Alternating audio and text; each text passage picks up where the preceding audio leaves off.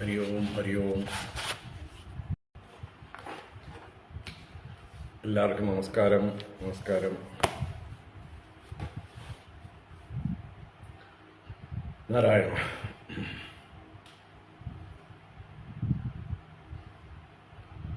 ഓം.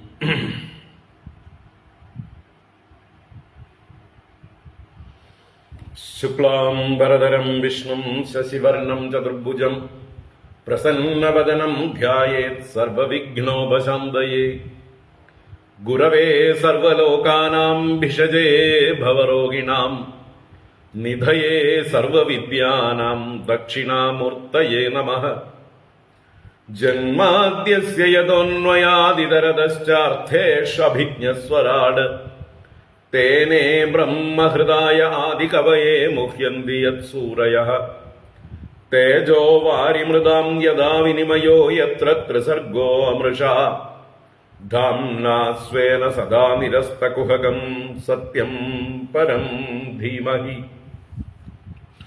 ധർമ്മഃ പ്രോജ്ജിതകൈതവോऽത്ര പരമോ നിർമ്മൽസരാണാം സതാം. വേദ്യം വാസ്തവമത്ര വസ്തു ശിവതം താപത്രയോന്മൂലനം. ശ്രീമദ്ഭാഗവതേ മഹാമുനികൃതേ കിം വാ പരൈരീശ്വരഃ. സദ്യോ ഹൃദ്യവരുധ്യതേത്ര കൃതിഭിഃ ശുശ്രൂഷുഭിസ്തൽക്ഷണാത്.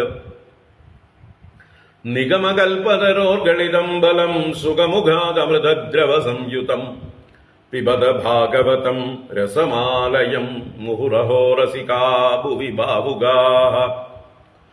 നാരായണം നമസ്കൃത്യ നരം ചൈവ നരോത്തമം ദേവീം സരസ്വതീം വ്യാസം തതോ ജയമുദീരയേത്. യം പ്രവ്രജന്തമനുപേതമപേതകൃത്യം ദ്വൈപായനോ വിരഹകാതര ആജുഹാവ. പുത്രേതി തന്മയതയാദരവോഭിനേതുഃ തം സർവഭൂതഹൃദയം മുനിമാനതോസ്മി. യസ്വാനുഭാവമഖിലശ്രുതിസാരമേകം അധ്യാത്മദീപമതിതിർഷദം തമോന്തം. സംസാരിണാം കരുണയാഃ പുരാണഗുഹ്യം തം വ്യാസസൂനുമുപയാമി ഗുരും മുനീനാം. മൂകം കരോതി വാചാലം പങ്കും ലംഘയതേ ഗിരിം യത്കൃപാതമഹം വന്ദേ പരമാനന്ദമാധവം. യം ബ്രഹ്മാ വരുണേന്ദ്രരുദ്രമരുതഃ സ്തുന്വന്തി ദിവ്യൈസ്തവൈഃ വേദൈഃ സാംഗപദക്രമോപനിഷദൈഃ ഗായന്തി യം സാമഗാഃ. ധ്യാനാവസ്ഥിതതദ്ഗതേന മനസാ പശ്യന്തി യം യോഗിനോ യസ്യാന്തം ന വിദുഃ സുരാസുരഗണാഃ.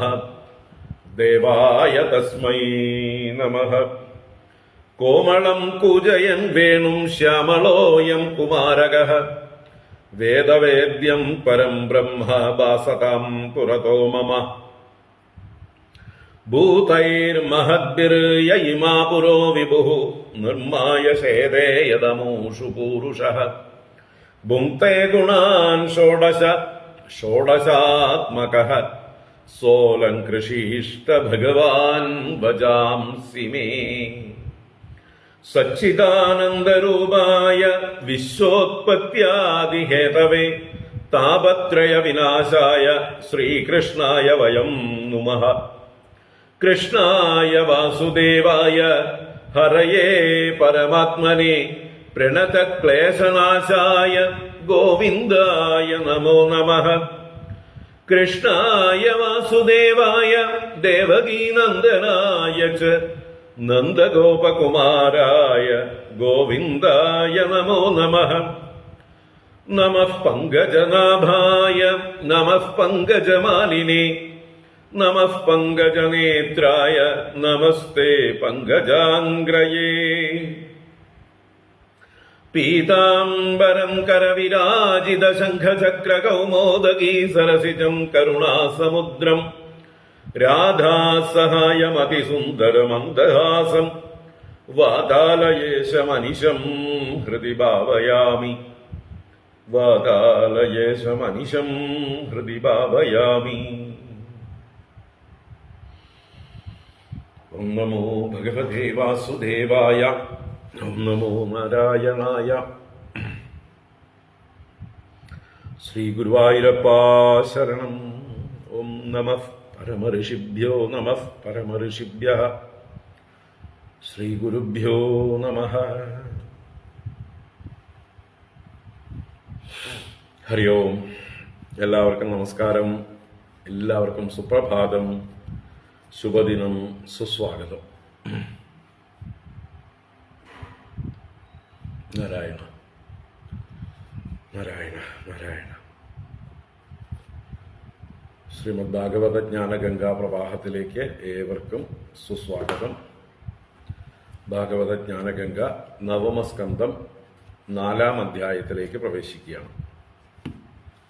ചതുർത്ഥ അധ്യായം.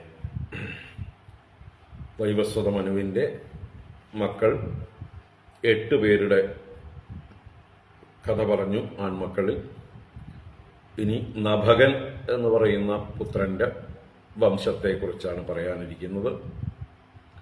നഭകന്റെ പുത്രൻ നാഭാഗൻ പ്രധാനിയാണ്. മറ്റ് പുത്രന്മാരുണ്ട്. ആ നാഭാഗന്റെ കഥ കുറച്ച് വിസ്തരിക്കുന്നു. ആദ്യ ഭാഗം 13 ശ്ലോകങ്ങളെ കൊണ്ട്. പിന്നീട് ആ നാഭാഗന്റെ പുത്രനായ അംബരീഷന്റെ മാഹാത്മ്യം വിസ്തരിക്കുകയാണ്. തുടർന്ന് ഈ അധ്യായത്തിലും അടുത്ത അധ്യായത്തിലും. അതിനുശേഷം അംബരീഷന്റെ വംശത്തെക്കുറിച്ചും പറയും. അത് കഴിഞ്ഞാൽ പിന്നെ വൈവസ്വത മനുവിന്റെ ഏറ്റവും മൂത്ത പുത്രനായ ഇക്ഷ്വാകുവിന്റെ വംശം വിസ്തരിച്ച് പറയും. 6-ാം അധ്യായം മുതൽ 13-ാം അധ്യായം വരെ 8 അധ്യായങ്ങളിൽ ഇക്ഷ്വാകു വംശം. അതിൽ 2 അധ്യായങ്ങൾ രാമായണം. ഇതാണ് സൂര്യവംശ ചരിത്രം. അപ്പം നമുക്ക് 4-ാം അധ്യായം ആദ്യം വായിക്കാം. വലിയ അധ്യായമാണ്. വായിച്ചിട്ട് നമുക്ക് കാണാം. ഓം നമോ ഭഗവതേ വാസുദേവായ. അഥ ശ്രീമദ്ഭാഗവതേ നവമസ്കന്ധേ ചതുർത്ഥോऽധ്യായഃ. ശ്രീശുക ഉവാച. നാഭാഗോ നഭകാപത്യം യം തതം ഭ്രാതരഃ കവിം യവിഷ്ഠം വ്യഭജന്തായം ബ്രഹ്മചാരിണമാഗതം. ഭ്രാതരോഭാന്ത കിം മഹ്യം ഭജാമ പിതരം തവ ത്വാം മമാര്യാ തദാ ഭാംക്ഷുഃ മാ പുത്രക തദാ ധൃതാഃ. ഇമേ അംഗിരസഃ സത്രമാസതേദ്യ സുമേധസഃ ഷഷ്ടം ഷഷ്ടമുപേത്യാഹ കവേ മുഹ്യന്തി കർമ്മണി. താംസ്ത്വം ശംസയ സൂക്തേ ദ്വേ വൈശ്വദേവേ മഹാത്മനഃ തേ സ്വര്യന്തോ ധനം സത്ര പരിശേഷിതമാത്മനഃ. ദാസ്യന്തി തേ ദതാൻ ഗച്ഛ തദാ സകൃതവാൻ യഥാ തസ്മൈ ദത്വാ യയുഃ സ്വർഗം തേ സത്ര പരിശേഷിതം. തം കശ്ചിത് സ്വീകരിഷ്യന്തം പുരുഷഃ കൃഷ്ണദർശനഃ ഉവാച ഉത്തരതോ അഭ്യേത്യ മമേതം വാസ്തുകം വസു. മമേതം ഋഷിഭിർദത്തമിതി തർഹി സ്മ മാനവഃ. സ്യാന്നൗ തേ പിതരി പ്രശ്നഃ പൃഷ്ടവാൻ പിതരം തദാ. യജ്ഞവാസ്തുഗതം സർവമുച്ഛിഷ്ടം ഋഷയഃ ക്വചിത് ചക്രുർവിഭാഗം രുദ്രായ സദേവഃ സർവമർഹതി. നാഭാഗഃ തം പ്രണമ്യാഹ തവേശ കില വാസ്തുകം. ഇത്യാഹ മേ പിതാ ബ്രഹ്മൻ ശിരസാ ത്വാം പ്രസാദയേ. യത്തേ പിതാ അവദദ്ധർമ്മം ത്വം ച സത്യം പ്രഭാഷസേ. ദദാമി തേ മന്ത്രദൃശേ ജ്ഞാനം ബ്രഹ്മ സനാതനം. ഗൃഹാണ ദ്രവിണം ദത്തം മൽസത്രേ പരിശേഷിതം. ഇത്യുക്ത്വാന്തർഹിതോ രുദ്രോ ഭഗവാൻ സത്യവത്സലഃ. യേതൽ സംസ്മരേത് പ്രാതഃ സായം ച സുസമാഹിതഃ. കവിർഭവതി മന്ത്രജ്ഞോ ഗതിം ചൈവ തദാത്മനഃ. നാഭാഗാദംബരീഷോ ഭൂത മഹാഭാഗവതഃ കൃതീ നാസ്പൃശത് ബ്രഹ്മശാപോപി യം ന പ്രതിഹത ക്വചിത്. രാജോവാച ഭഗവൻ ശ്രോതുമിച്ഛാമി രാജർഷേസ്തസ്യ ധീമതഃ ന പ്രാഭൂത് യത്ര നിർമുക്തോ ബ്രഹ്മദണ്ഡോ ദുരത്യയഃ. ശ്രീശുക ഉവാച അംബരീഷോ മഹാഭാഗഃ സപ്തദ്വീപവതീം മഹീം അവ്യയാം ച ശ്രിയം ലബ്ധ്വാ വിഭവം ച അതുലം ഭുവി മേനെ അതിദുർലഭം പുംസാം സർവം തൽ സ്വപ്ന സംസ്തുതം വിദ്വാൻ വിഭവ നിർവാണം തമോ വിശതി യത് പുമാൻ. വാസുദേവേ ഭഗവതി തൽ ഭക്തേഷു ച സാധുഷു പ്രാപ്തോ ഭാവം പരം വിശ്വം യേനേദം ലോഷ്ടവത് സ്മൃതം. സ വൈ മനഃകൃഷ്ണപദാരവിന്ദയോഃ വചാംസി വൈകുണ്ഠ ഗുണാനുവർണ്ണനേ കരൗ ഹരേർമന്ദിരമാർജനാദിഷു ശ്രുതിം ചകാരാച്യുത സത്കഥോദയേ. മുകുന്ദലിംഗാലയ ദർശനേ ദൃശൗ തൽഭൃത്യ ഗാത്ര സ്പർശ്യംഗ സംഗമം ഗ്രാണം ച തൽപാദ സരോജ സൗരഭേ ശ്രീമത് തുളസ്യാരസനം തദർപ്പിതേ. പാദൗ ഹരേഃ ക്ഷേത്രപദാനുസർപ്പണേ ശിരോ ഹൃഷീകേശപദാഭിവന്ദനേ കാമം ച ദാസ്യേന തു കാമകാമ്യയാ യദോത്തമ ശ്ലോകജനാശ്രയാരതിഃ. ഏവം സദാ കർമ്മകലാപമാത്മനഃ പരേതി യജ്ഞേ ഭഗവത്യദോക്ഷജേ സർവാത്മഭാവം വിദധൻ മഹീമിമാം തന്നിഷ്ട വിപ്രാഭിഹിതഃ ശശാസഃ. ഈജസ്വമേധൈരതിയജ്ഞമീശ്വരം മഹാവിഭൂത്യോപചിതാംഗ ദക്ഷിണൈഃ തതൈർവസിഷ്ഠാസിത ഗൗതമാദിഭിഃ ധന്വന്യഭിസ്രോതമസൗ സരസ്വതീ. യസ്യ ക്രതുഷു ഗീർവാണൈഃ സദസ്യാ ഋത്വിജോ ജനാഃ തുല്യരൂപാശ്ചാനിമിഷാഃ വ്യദൃശ്യന്തഃ സുവാസസഃ. സ്വർഗോ ന പ്രാർത്ഥിതോ യസ്യ മനുജൈരമരപ്രിയഃ ശൃണ്വദ്ഭിരുപഗായദ്ഭിഃ ഉത്തമശ്ലോകചേഷ്ടിതം സമർദ്ദയന്തി താൻ കാമാഃ. സ്വരാജ്യപരിഭാവിതാഃ ദുർലഭാനാപി സിദ്ധാനാം മുകുന്ദം ഹൃദി പശ്യതഃ. സയിത്തം ഭക്തിയോഗേന തപോയുക്തേന പാർത്ഥിവഃ സ്വധർമ്മേണ ഹരിം പ്രീണൻ സംഘാൻ സർവാൻ ശനൈർജഹൗ. ഗൃഹേഷു ദാരേഷു സുതേഷു ബന്ധുഷു ദിവോത്തമസ്യന്തനവാജിപത്തിഷു അക്ഷയ്യരത്നാഭരണായുധാദിഷു അനന്തകോശേഷു അകരോത് അസന്മതിം.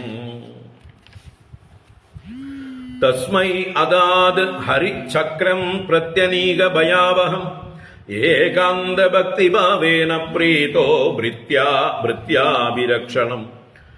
ഹരിരാധയിഷു കൃഷ്ണം മഹിഷ്യാ തുല്യശീലയാ യുക്തഃ സാംവത്സരം വീരോ ദധാര ദ്വാദശീ വ്രതം.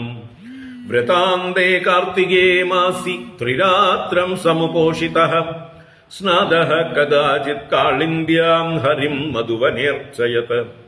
മഹാഭിഷേകവിധിനാ സർവോപസ്കരണ സമ്പദാ അഭിഷിച്യ അംബരാകൽപൈഃ ഗന്ധമാല്യാർഹണാദിഭിഃ തൽഗദാന്തരഭാവേന പൂജയാമാസ കേശവം. ബ്രാഹ്മണാംശ്ച മഹാഭാഗാൻ സിദ്ധാർത്ഥാനപി ഭക്തിതഃ ഗവാം രുക്മവിഷാണീനാം രൂപ്യാംഗ്രീണാം സുവാസസാം പയശിലവയോരൂപ വത്സോപസ്കര സമ്പദാം. പ്രാഹിണോത്സാദു വിപ്രേഭ്യോ ഗൃഹേഷു ന്യർബുദാനി ഷഡ് ഭോജയിത്വാ ദ്വിജാനഗ്രേ സ്വാദ്വന്നം ഗുണവത്തമം. ലബ്ധകാമൈരനുജ്ഞാതഃ പാരണായ ഉപചക്രമേ തസ്യ തർഹി അതിഥി സാക്ഷാദുർവാസാ ഭഗവാൻ അഭൂത്. തമാനർച്ചാതിഥിം ഭൂപഃ പ്രത്യുത്ഥാനാസനാർഹണൈഃ യയാചേ അഭ്യവഹാരായ പാദമൂലമുപാഗതഃ.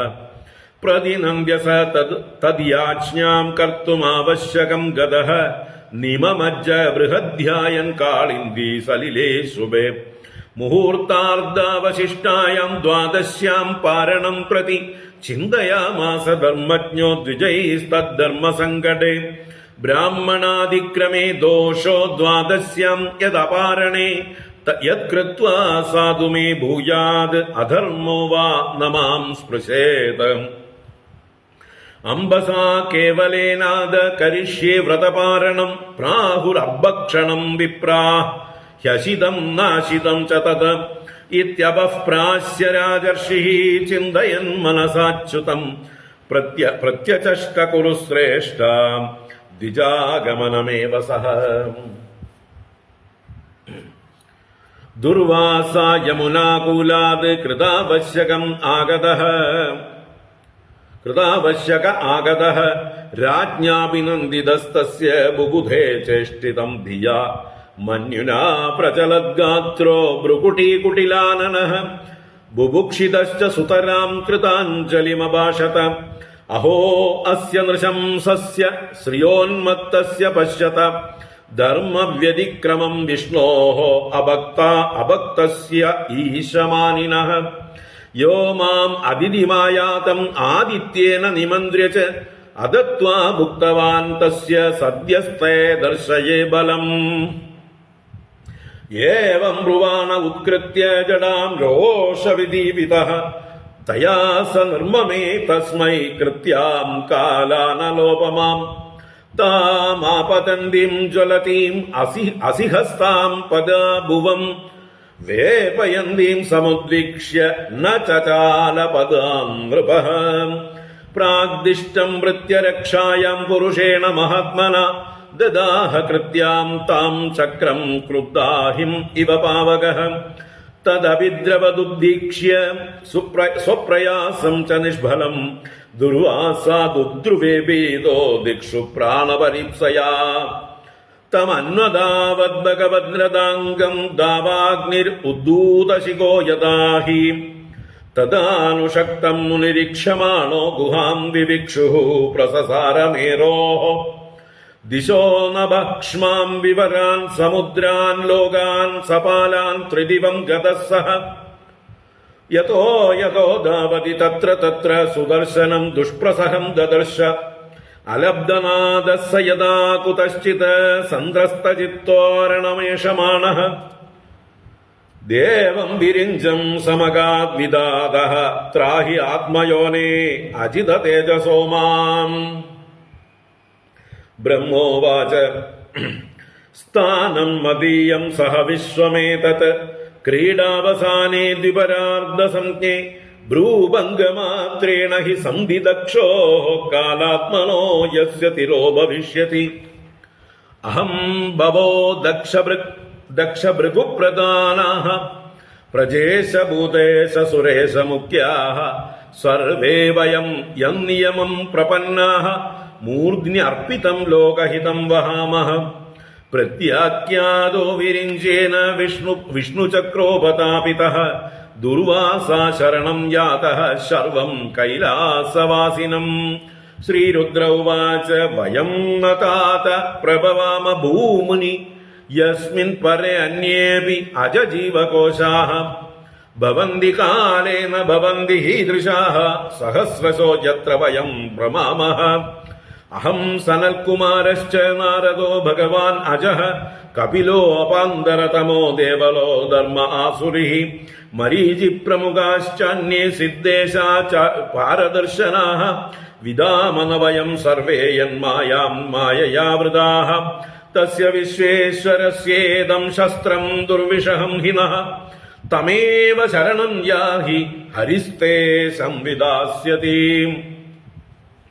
തതോ നിരാശോ ദുർവാസാഃ പദം ഭഗവതോ യയൗ വൈകുണ്ഠാഖ്യം യദദ്യാസ്തേ ശ്രീനിവാസ ശ്രിയാസഃ സന്ദഹ്യമാനോ അജിതശസ്ത്രവന്നിനാ തൽപാദമൂലേ പതിതഃ സവേ വധുഃ ആഹ അച്യുതാനന്ദ സദീപ്സിത പ്രഭോ കൃതാഗസമ്മാവ ഹി വിശ്വഭാവനാം അജാനതാ തേ പരമാനുഭാവം കൃതം മയാഗം ഭവതഃ പ്രിയാണാം വിദേഹി തസ്യാപചിതിം വിദാതഃ മുച്യേതയെന്നാമ്യുദിതേ നാരഗോപീ. ശ്രീഭഗവാനുവാച അഹം ഭക്തപരാധീനോ ഹി അസ്വതന്ത്ര ഇവ ദ്വിജ സാധുഭിർഗ്രസ്തഹൃദയോ ഭക്തൈർഭക്തജനപ്രിയഃ നാഹമാത്മാനമാശാസേ മദ്ഭക്തൈഃ സാധുഭിർവിനാ ശ്രിയം ചാത്യന്തികീം ബ്രഹ്മൻ യേഷാം ഗതിരഹം പരാ.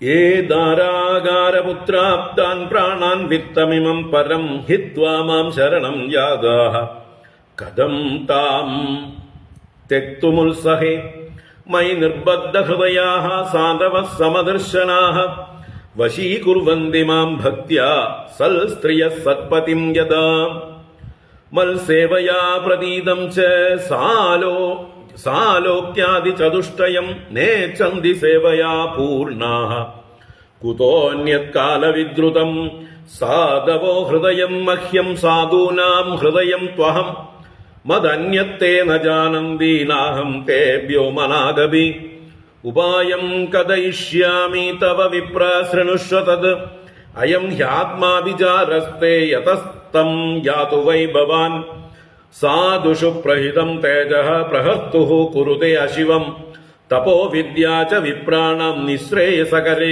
ഉഭേ തേ ഏവ ദുർവിനീതസ്യ കൽപ്പേതേ കർത്തുരന്യതാ ബ്രഹ്മൻ തദ്ഗച്ഛ ഭദ്രം തേ നാഭാഗതനയം നൃപം ക്ഷമാപയ മഹാഭാഗം തതഃ ശാന്തിർഭവിഷ്യതി.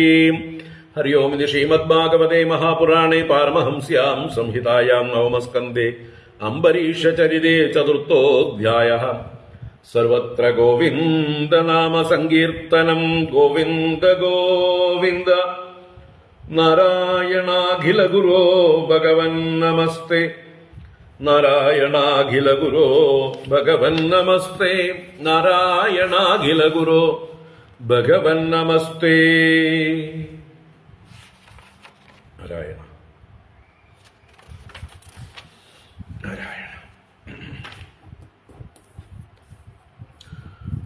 ഹരി ഓം. വൈകി വന്ന എല്ലാവർക്കും ഒരിക്കൽ കൂടെ നമസ്കാരം, സുപ്രഭാതം, ശുഭദിനം. ഭാഗവത ജ്ഞാനഗംഗാപ്രവാഹത്തിലേക്ക് സുസ്വാഗതം, സുസ്വാഗതം. നാരായണ.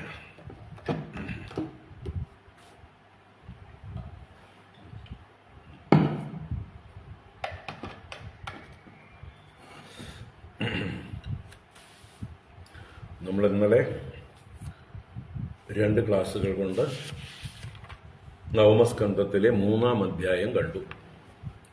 ശര്യാദി ചരിതം. വൈവസ്വത മനുവിന്റെ 10 മക്കളിൽ ഒരുവനായിട്ടുള്ള ശര്യാദി, അദ്ദേഹത്തിന്റെ മകളുടെ കഥ ആദ്യം പറഞ്ഞു. സുകന്യ. അദ്ദേഹം സൈന്യവുമായി തന്റെ മകളും കൂട്ടുകാരികളുമായി വനത്തിലേക്ക് പോയതും അവിടെ ഒരു ആശ്രമ പരിസരത്ത് അവരിങ്ങനെ കറങ്ങിക്കൊണ്ടിരുന്നപ്പോൾ ഒരു പുറ്റിൽ നിന്ന് 2 ദ്വാരങ്ങളിലൂടെ മിന്നാമിനുങ്ങ് പോലെ എന്തോ ഒരു പ്രകാശം കണ്ട ആ കന്യക സുകന്യ കൗതുകത്തോടെ ഒരു മുള്ളുപോലെ എന്തോന്നെടുത്ത് ആ പ്രകാശഗോളത്തെ കുത്തിപ്പൊട്ടിച്ചു. അതോടുകൂടി ഇദ്ദേഹത്തിന്റെ കൂടെ വന്നവരുടെയൊക്കെ മലമൂത്ര ബന്ധം സംഭവിച്ചു. എല്ലാവർക്കും അസ്വസ്ഥതയുണ്ടായി. അത് മനസ്സിലാക്കിയ രാജർഷിയായ ശര്യാദി എല്ലാവരോടുമായിട്ട് ചോദിച്ചു, നിങ്ങൾ ആരെങ്കിലും വല്ല അവിവേകവും ചെയ്തോ? ഇവിടെ ഭൃഗുവംശജാതനായിട്ടുള്ള ചവന മഹർഷി തപസ് ചെയ്യുന്ന സ്ഥലമാണ്. അദ്ദേഹത്തിന് ആരെങ്കിലും ദോഷകരമായിട്ടുള്ള എന്തെങ്കിലും ചെയ്തുവോ? എന്ന് ചോദിച്ചപ്പോൾ ആർക്കും ഒന്നും പറയാനില്ലെങ്കിലും മകൾ കുറ്റമേറ്റു പറഞ്ഞു. സുകന്യ ഉണ്ടായ സംഭവം പറഞ്ഞു. ഉടനെ തന്നെ ഭയപ്പെട്ടുകൊണ്ട് രാജാവ് ആ പുറ്റിനകത്തുള്ള ഋഷിയെ സാന്ത്വനിപ്പിച്ച് പ്രസാദിപ്പിക്കാനായിക്കൊണ്ട് അദ്ദേഹത്തെ സ്തുതിച്ച് നമസ്കരിച്ചു. എന്താ ഞങ്ങൾ ചെയ്യേണ്ടത് എന്നുള്ള അദ്ദേഹത്തിൻ്റെ ചോദ്യത്തിൽ നിന്ന് തിരിച്ച് അഭിപ്രായം മനസ്സിലാക്കി ഈ കന്യക തന്നെ ശുശ്രൂഷിക്കാനായിട്ട് തൻ്റെ പത്നീഭാവത്തിൽ അവിടെ ദാനം ചെയ്യപ്പെടണം എന്ന് മനസ്സിലാക്കിയ രാജാവ് യാതൊരു മടിയും കൂടാതെ തൻ്റെ രാജകുമാരിയെ ആ വനവാസിയായ അല്ലെങ്കിൽ താപസനായിട്ടുള്ള വൃദ്ധനായിട്ടുള്ള അദ്ദേഹത്തിന് സമർപ്പിച്ചു. അദ്ദേഹം സ്വസ്ഥനായി നാട്ടിലേക്ക് മടങ്ങുകയും ചെയ്തു. പിന്നീട് ശര്യാദിയെ ചവന മഹർഷിയെ ശുശ്രൂഷിച്ചുകൊണ്ടിരുന്ന സുകന്യാദേവിക്ക് അനുഗ്രഹമായിട്ട് അവിടെ അശ്വിനി ദേവന്മാർ വന്നു ചേർന്നതും ആ അശ്വിനി ദേവന്മാരെ പ്രസാദിപ്പിച്ചുകൊണ്ട് ചവന മഹർഷി പറഞ്ഞു, നിങ്ങൾ എനിക്ക് യൗവനവും നല്ല ആരോഗ്യവും രൂപവും എല്ലാം നൽകണം. ഞാൻ പകരമായി നിങ്ങൾക്ക് സോമം പാനം ചെയ്യാനുള്ള അർഹത നേടിത്തരാം. യാഗങ്ങളിൽ സോമപാനത്തിനുള്ള യോഗ്യത നേടിത്തരാം എന്ന് പറഞ്ഞപ്പോൾ അത് ശരി എന്ന് പറഞ്ഞുകൊണ്ട് അശ്വിനി ദേവന്മാർ ഈ ചവന മഹർഷിയെ ചുക്കിച്ചൊളിഞ്ഞ് ജരാനരകൾ ബാധിച്ചിരുന്ന അദ്ദേഹത്തോട് അടുത്തുള്ള ഒരു ഹ്രദത്തിൽ പ്രവേശിക്കാൻ പറഞ്ഞു. സിദ്ധ നിർമ്മിതമായിട്ടുള്ള ആ ഹ്രദത്തിലേക്ക് 3 പേരും കൂടി പിടിച്ചിറക്കി. 2 അശ്വിനി ദേവന്മാരും ചവന മഹർഷിയുമായിട്ട് ഹ്രദത്തിലിറങ്ങി തിരിച്ചു കയറിയപ്പോൾ 3 പേരും ഒരുപോലെ യൗവനയുക്തന്മാരും സുന്ദരന്മാരുമായിട്ടുള്ള ഏത് സ്ത്രീകളെയും ഭ്രമിപ്പിക്കുന്ന ആ ഒരു ഭാവത്തിലുള്ള ചെറുപ്പക്കാരായിരുന്നു. ഇത് കണ്ട് പരിഭ്രമിച്ച നമ്മുടെ സുകന്യാദേവി അശ്വിനി ദേവകളെ പ്രാർത്ഥിച്ചു. ഞാൻ പതിവ്രതയാണ്, എൻ്റെ ഭർത്താവിനെ നിങ്ങൾ വേർതിരിച്ച് കാണിച്ചു തരണം എന്നുള്ള അവരുടെ അപേക്ഷ അശ്വിനി ദേവന്മാർ കൈക്കൊണ്ടു. അവര് ചവന മഹർഷിയെ കാണിച്ചു കൊടുത്തു. അങ്ങനെ അശ്വിനി ദേവന്മാർ തിരിച്ചും പോയി. അങ്ങനെ ചവന മഹർഷിയുമായിട്ട് കുമാരനായ അല്ലെങ്കിൽ ചെറുപ്പക്കാരനായ ചവന മഹർഷിയുമായിട്ട് സുകന്യാദേവി ഇരിക്കുന്ന സമയത്ത് ഒരു യാഗം ചെയ്യിക്കാനുള്ള മനസ്സോടുകൂടെ ശര്യാദി രാജാവ് തൻ്റെ മരുമകനെ കൂട്ടിയിട്ട് പോകാൻ വരികയായിരുന്നു. അപ്പോഴാണ് തൻ്റെ മകൾ ഒരു ചെറുപ്പക്കാരനോടുകൂടെ സല്ലപിച്ചിരിക്കുന്നത് കാണുന്നത്. ഇവൾ ചെന്ന് നമസ്കരിച്ചു എങ്കിലും അദ്ദേഹത്തിന് അതിലൊന്നും വലിയ പ്രീതി ഉണ്ടായില്ല. അദ്ദേഹം വളരെ ഒരു അവജ്ഞയോടെ അല്ലെങ്കിൽ ജുഗുപ്സയോടെ മകൾ ചെയ്ത പ്രവൃത്തിയെ ചോദ്യം ചെയ്തു. നീ എന്ത് അവിവേകമാണ് ഈ കാണിച്ചിരിക്കുന്നത്? താപസനായിട്ടുള്ള വൃദ്ധനായ അദ്ദേഹത്തെ നീ ചതിച്ചിരിക്കുന്നു, വഞ്ചിച്ചിരിക്കുന്നു, നീ കുലദൂഷണം ചെയ്തിരിക്കുന്നു. നിന്റെ പിതാവായ എൻ്റെ കുലവും ഭർത്താവായ അദ്ദേഹത്തിന്റെ കുലത്തെയും നീ ദുഷിപ്പിച്ചിരിക്കുന്നു. എങ്ങനെ നിനക്കിത് സാധിച്ചു? നമ്മുടെ കുലത്തിൽ ജനിച്ചവരാരും ഇങ്ങനെ ആയിരുന്നില്ലല്ലോ എന്നിങ്ങനെ അദ്ദേഹം ചോദിച്ചപ്പോൾ അതിന് അല്പം പരിഭ്രമത്തോടെ അല്ലെങ്കിൽ വിസ്മയത്തോടെയും പുഞ്ചിരിച്ചുകൊണ്ടും ശാന്തത കൈവിടാതെ ആ സുകന്യ ഉണ്ടായ സംഭവങ്ങളൊക്കെ പറഞ്ഞു. ഇത് അങ്ങയുടെ മരുമകൻ തന്നെയാണ്, ചവന മഹർഷി തന്നെയാണ് എന്ന് പറഞ്ഞ് ബോധ്യപ്പെടുത്തിയപ്പോൾ അദ്ദേഹത്തിന് സന്തോഷമായി. അദ്ദേഹം മകളെ ആലിംഗനം ചെയ്ത് അനുഗ്രഹിച്ചു. പിന്നീട് ഈ ചവന മഹർഷിയെ കൊണ്ട് യാഗം ചെയ്യിച്ചതും അശ്വിനി ദേവന്മാർക്ക് സോമപാനം അദ്ദേഹം പാത്രം സമർപ്പിച്ചപ്പോൾ ഇന്ദ്രൻ വജ്രായുധവുമായിട്ട് ചവന മഹർഷിയെ തന്നെ നിഗ്രഹിക്കാനായിട്ട് വന്നതും ഇന്ദ്രന്റെ കൈകളെ ചവന മഹർഷി തന്റെ തപശക്തി കൊണ്ട് സ്തംഭിപ്പിച്ചതും എല്ലാ ദേവന്മാരും ബാക്കി ഋഷീശ്വരന്മാരും എല്ലാവരും കൂടെ അശ്വിനി ദേവന്മാർക്ക് ഇനി മുതൽ സോമപാനം അർഹതയുണ്ട് എന്ന് പുതിയൊരു വിപ്ലവ തീരുമാനം നിശ്ചയിച്ചു. അതിനുശേഷം ഇന്ദ്രന്റെ കൈ യഥാസ്ഥിതിയിലായി. അങ്ങനെ താൻ പറഞ്ഞ വാഗ്ദാനം ചവന മഹർഷി പാലിച്ചു. അശ്വിനി ദേവന്മാർക്ക് ആ സോമപാനം ചെയ്യാനുള്ള അർഹത നേടിക്കൊടുത്തു. അങ്ങനെയുള്ള ശര്യാദി രാജാവിന്റെയും സുകന്യ എന്ന മകളുടെയും ച്യവന മഹർഷിയുടെയും മാഹാത്മ്യം ഈ കഥയിലൂടെ വിസ്തരിച്ചു. അതിനുശേഷം അദ്ദേഹത്തിന്റെ 3 ആൺമക്കളുടെ കഥ പറഞ്ഞു. ഉത്താന, ബർഹിസ്, ആനർത്തൻ, ഭൂരിഷേണൻ എന്ന് ശര്യാദിയുടെ 3 ആൺമക്കൾ. അതിൽ ആനർത്തന്റെ കഥയാണ് വിശദീകരിച്ചത്.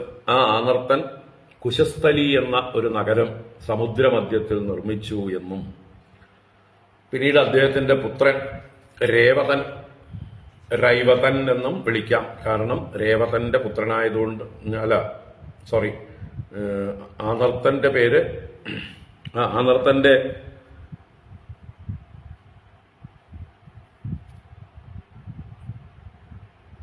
ആനർത്തന് 100 പുത്രന്മാരുണ്ടായി എന്നും ആ 100 പുത്രന്മാരിൽ കകുദ്മി ജ്യേഷ്ഠനായിരുന്നു. ആ കകുദ്മി രേവതി എന്ന തന്റെ കന്യകയെ ആർക്ക് കൊടുക്കണം എന്നുള്ള ശങ്ക തീർക്കാനായിക്കൊണ്ട് ബ്രഹ്മലോകത്തേക്ക് ചെന്നതും, ബ്രഹ്മലോകത്ത് സംഗീത സഭ നടന്നുകൊണ്ടിരിക്കുകയായിരുന്നു. കുറെ നേരം കാത്തു നിൽക്കേണ്ടി വന്നു. അതിനുശേഷം ബ്രഹ്മാവുമായിട്ട് അഭിമുഖം ലഭിച്ചതായിട്ടുള്ള സമയത്ത് ബ്രഹ്മദേവനോട് താൻ വന്ന കാര്യം ഉണർത്തിച്ചപ്പോൾ ബ്രഹ്മദേവൻ ചിരിച്ചുകൊണ്ട് പറഞ്ഞു, അങ്ങ് ആരെ ഉദ്ദേശിച്ച് ഇങ്ങോട്ടേക്ക് വന്നു? അവരുടെ വംശമൊന്നും തന്നെ ഇപ്പൊ ഭൂമിയിൽ ബാക്കിയില്ല. അവരുടെ പുത്ര, പൗത്ര, നത്ര പരമ്പരകളൊക്കെ തന്നെ മണ്ണടിഞ്ഞു പോയി കഴിഞ്ഞു, കാലത്താൽ നിരോധിക്കപ്പെട്ട് കഴിഞ്ഞിരിക്കുന്നു. അതുകൊണ്ട് അങ്ങൊരു കാര്യം ചെയ്യും, ഏതായാലും ഇവൾക്ക് പ്രായമാവില്ല, അവളെ കൂട്ടിയിട്ട് ചെന്നോളൂ. ഭൂമിയില് 28ാമത്തെ ദ്വാപരയുഗമായിട്ടുണ്ട്. 27 ചതുർയുഗങ്ങൾ കഴിഞ്ഞിരിക്കുന്നു. 28ാമത്തെ ചതുർയുഗം നടന്നുകൊണ്ടിരിക്കുകയാണ്. അവിടെ വാസുദേവ അംശമായി ബലരാമൻ അവതരിച്ചിട്ടുണ്ട്. ആ ബലരാമനായിക്കൊണ്ട് അങ്ങയുടെ മകളെ കൊടുക്കൂ എന്ന് പറഞ്ഞ് അദ്ദേഹത്തിന്റെ ബ്രഹ്മാവിന്റെ നിർദ്ദേശമനുസരിച്ച് ഈ രൈവതൻ എന്ന കകുതുമി ഭൂമിയിൽ വന്ന് തന്റെ പുത്രിയായ രേവതിയെ ബലരാമസ്വാമിക്ക് വിവാഹം ചെയ്ത് സമർപ്പിച്ച് അദ്ദേഹം ബദരീനാഥത്തിൽ തപസ്സിനായിക്കൊണ്ട് പോയി എന്നുള്ള ഇത്രയും ശര്യാദി ചരിത്രം ഞാനൊന്ന് ഓർമ്മിപ്പിച്ചതാണ്, ചുരുക്കി പറഞ്ഞതാണ്. എല്ലാം ഒന്ന് ഇന്നലെ വിസ്തരിച്ചതെല്ലാം ഒന്ന് ഓർമ്മ വരട്ടെ. അപ്പോ ആ കകുദ്മിയുടെ മാഹാത്മ്യവും അല്ലെ, ആ കകുദ്മിക്ക് ബ്രഹ്മലോകത്ത് ഈസി ആയിട്ട് നടന്നു പോകാവുന്ന എന്ന് വെച്ചാൽ അത്രയും പ്രഗത്ഭനായിരുന്നു. ബ്രഹ്മലോകത്ത് പോലും സ്വച്ഛന്ദഗതിയായി ചെല്ലാമായിരുന്നു എന്ന് പറയുമ്പോൾ എത്ര യോഗ്യനായിരുന്നിരിക്കണം. അദ്ദേഹത്തിന്റെ മകളെയാണ് ബലരാമസ്വാമിക്ക് രേവതിയെ വിവാഹം കഴിച്ചു കൊടുത്തത് എന്നുള്ള കഥയും കൂടി പറഞ്ഞു. തുടർന്ന് ഇനി വൈവസ്വത മനുവിന്റെ ഒരു മകനാണ് നഭകൻ. ആ നഭകനെ കുറിച്ചൊന്നും കാര്യമായിട്ട് പറയാതെ നഭകന്റെ പുത്രനായ നാഭാഗന്റെ ചരിതമാണ് നേരിട്ട് പറയാൻ തുടങ്ങുന്നത്. നഭകന്റെ പുത്രൻ നാഭാഗൻ. നാഭാഗൻ എന്ന് പേര് വരാൻ വേറെയും കാരണം, നഭകന്റെ പുത്രനായതുകൊണ്ട് നാഭാഗൻ എന്ന് വിളിക്കാം, ഭാഗം കിട്ടാത്തവൻ എന്നുള്ളത് കൊണ്ട് നാഭാഗൻ എന്ന് വിളിക്കാവുന്നതാണ്. എന്തായാലും അദ്ദേഹത്തിന്റെ കഥയാണ് ഇനി പറയാനിരിക്കുന്നത്.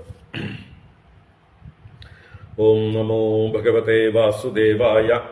അഥ ശ്രീമദ്ഭാഗവതേ നവമസ്കന്ധേ ചതുർത്ഥോധ്യായഃ. ശ്രീശുക ഉവാച.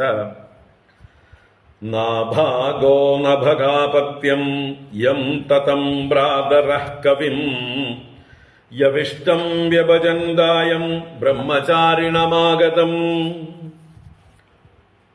നാഭാഗോ നഭഗാപത്യം യം തതം ഭ്രാതരഃ കവിം യവിഷ്ടം വ്യഭജന്തായം ബ്രഹ്മചാരിണമാഗതം.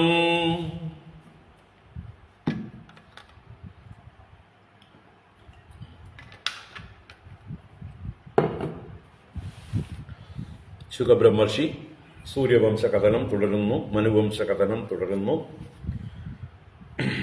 മനുവിന്റെ ഒരു മകനായിട്ടുള്ള നഭകന്റെ കഥ, നഭകന്റെ വംശകഥ. നാഭാഗഃ നഭക അപത്യം. നഭക അപത്യം, നഭക അപത്യം എന്ന് പറഞ്ഞാൽ നഭകന്റെ പുത്രൻ, നഭകന്റെ സന്തതി.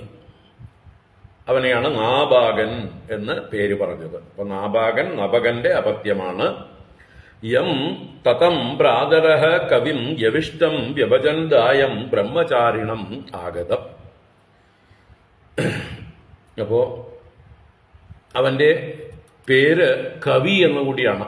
നാഭാഗന് മറ്റൊരു പേരുണ്ട് കവി. അവൻ ആരാണ്? യവിഷ്ഠനാണ്. യവിഷ്ഠൻ എന്നാൽ യങ്ങസ്റ്റ്. അവരുടെ സഹോദരന്മാരിൽ വെച്ച് ഈ നഭകന്റെ പുത്രന്മാരിൽ ഏറ്റവും ഇളയവനാണ് കവി എന്നുകൂടി അറിയപ്പെടുന്ന നാഭാഗൻ.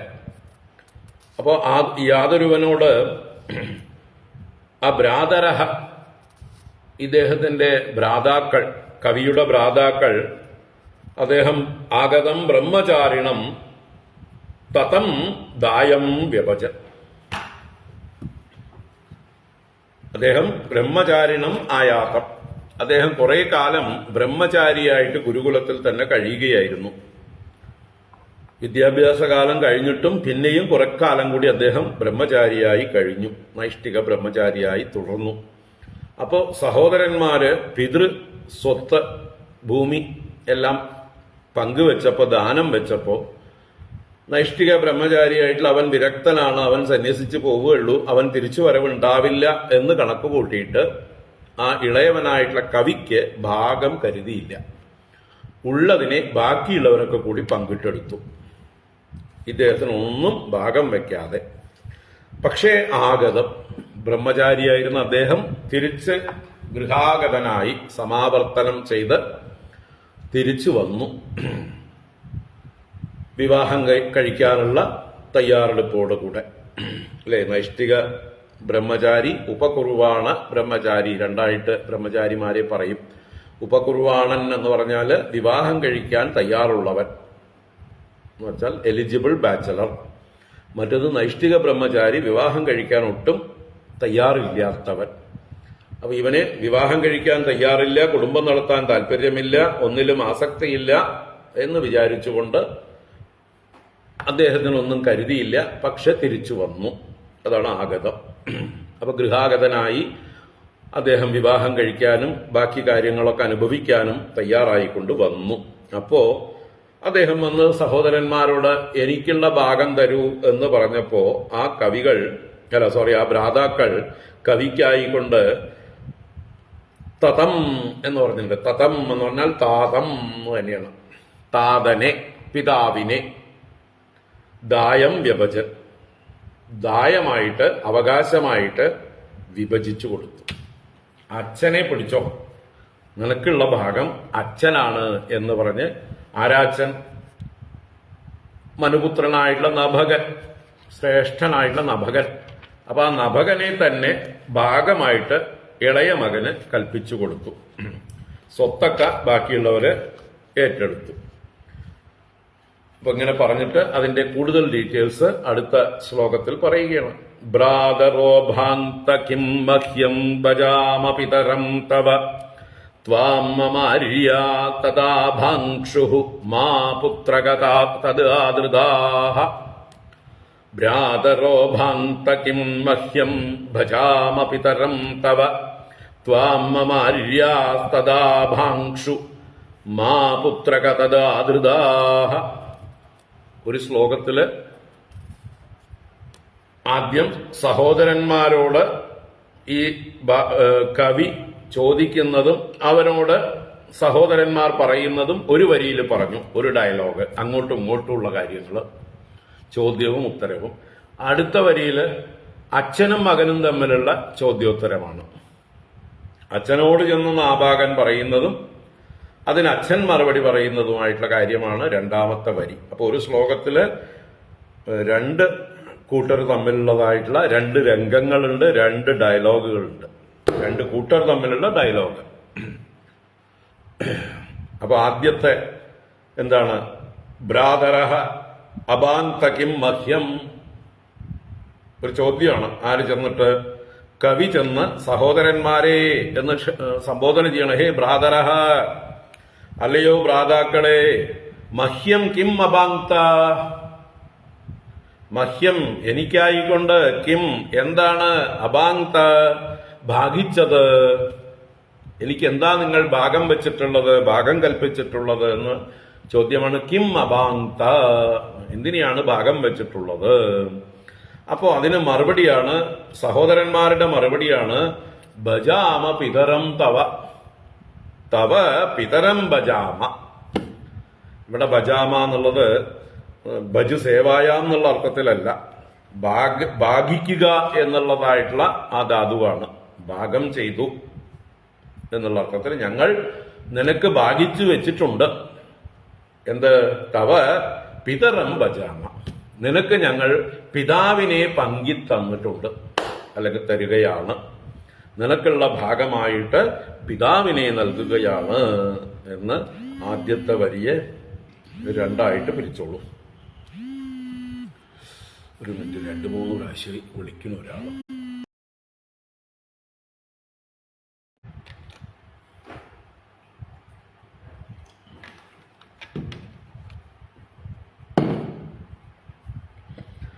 നാരായണ.